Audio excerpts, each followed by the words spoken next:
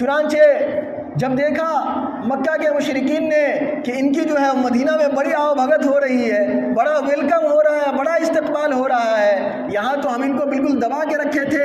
اور وہاں مدینہ میں تو بڑا جو ہے ان کے مہاجرین بھائی ہیں، انصار، ان کے جو انصار بھائی ہیں وہ جو مہاجرین کی بڑی خدمت کر رہے ہیں، بڑا پرتباق استقبال کر رہے ہیں۔ تو انہوں نے کہا، ان لوگوں نے جو ان کا دار الندوہ تھا، جو قصیب انقلاب نے ایک میٹنگ ہال بنائی تھی، اس کے اندر ان لوگوں نے میٹنگ بلائی، مکہ کے سردار اور مکہ کے قریش اور لیڈران مکہ نے مل کر کے دار الندوہ کے اندر ایک میٹنگ بلائی، اور اس میں کہا کہ اس دین کو روکنے کے لیے ہم لوگوں کو کوئی اسٹیپ لینا چاہیے، ہم لوگوں کو کوئی قدم اٹھانا چاہیے۔ چنانچہ میٹنگ کے اندر شیطان بھی ایک بوڑھے شخص کی شکل میں حاضر ہوا۔ ایک شخص نے مشورہ دیا کہ محمد عربی صلی اللہ علیہ وسلم کو وَإِذْ يَمْكُرُ بِكَ الَّذِينَ كَفَرُوا لِيُثْبِتُوكَ أَوْ يَقْتُلُوكَ أَوْ يُخْرِجُوكَ۔ کچھ لوگوں نے کہا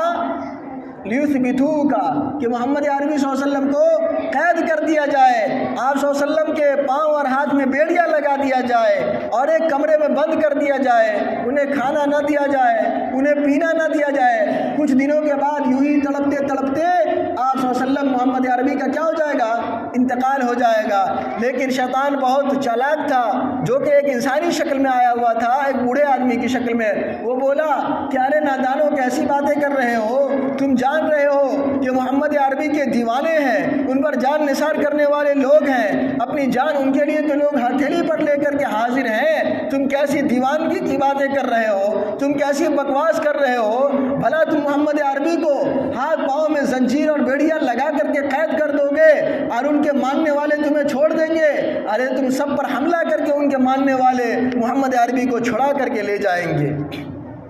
تو یہ رائے بھی،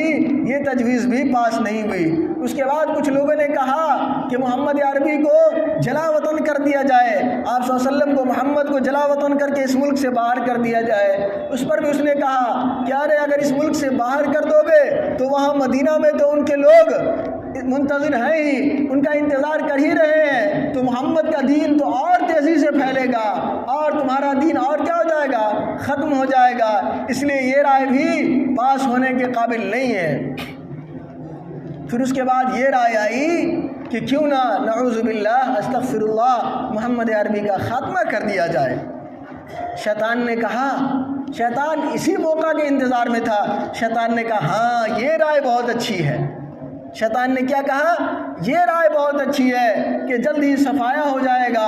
اور اس کے لیے کیا کیا جائے؟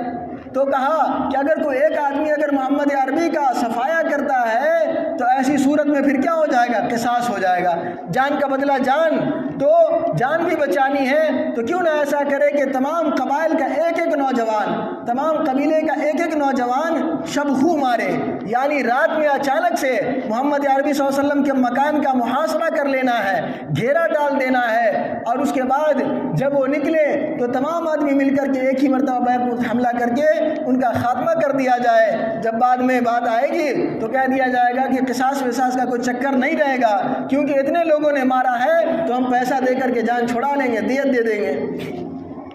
یہ بات مجلس کے اندر پاس ہوئی۔ چنانچہ اسی طرح کیا گیا،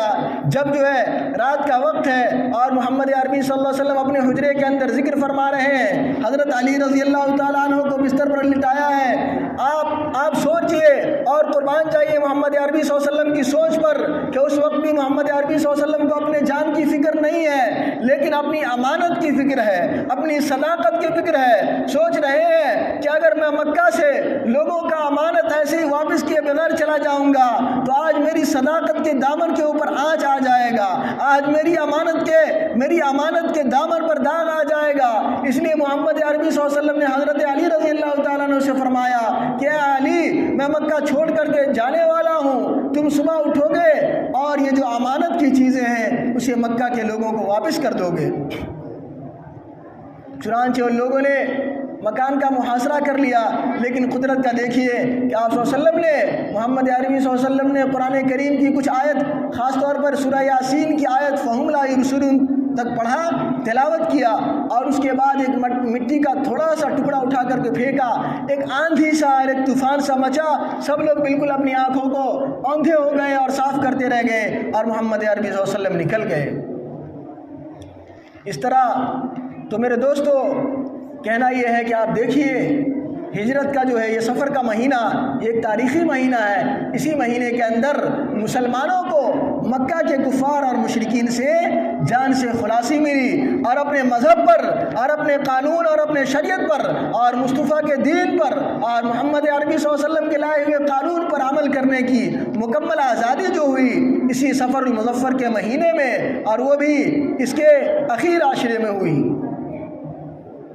دعا ہے، وقت جو ہے اجازت نہیں دے رہا ہے، انشاءاللہ کبھی موقع ہوا تو پھر ہجرت کے آگے کے واقعات کہ مسلمانوں کو کس طریقے سے ہجرت جب کر رہے تھے تو کیسے جو ہے مکہ کے کفار نے کیسے تنگ کیا ہے، کس طریقے سے پریشان کیا ہے۔ پھر آپ صلی اللہ علیہ وسلم جب ہجرت کر کے گئے ہیں تو راستے میں غار ثور میں کس طرح کا قیام ہے حضرت ابوبکر صدیق رضی اللہ تعالیٰ عنہ کے ساتھ، اور اللہ تبارک و تعالیٰ نے مکہ کے کفار مکہ کی سازشوں کو اور ان کی تدبیروں کو کیسے ناکام کیا، کیسے برباد کیا۔ میرے بھائیو اس سے یہ بات سمجھ میں آتی ہے کہ لا تحزن ان اللہ معنا، کہ اگر آج بھی اگر ہم اللہ تبارک و تعالیٰ کے احکام کی اتباع کرتے ہیں، اگر اللہ کے حکموں پر چلتے ہیں، محمد عربی صلی اللہ علیہ وسلم کے قدم پر چلتے ہیں، حضرت صدیق اکبر رضی اللہ تعالیٰ عنہ کے قدم پر چلتے ہیں، ان کے طریقے پر چلتے ہیں، ان کے طریقے کی اگر آج بھی ہم اتباع کریں گے تو جس طریقے سے اس وقت میں رہتی دنیا سے لے کر اب تک دیندار لوگوں کی، اللہ والوں کی مدد ہوتی ہوئی آئی ہے، اللہ کی مدد اور نصرت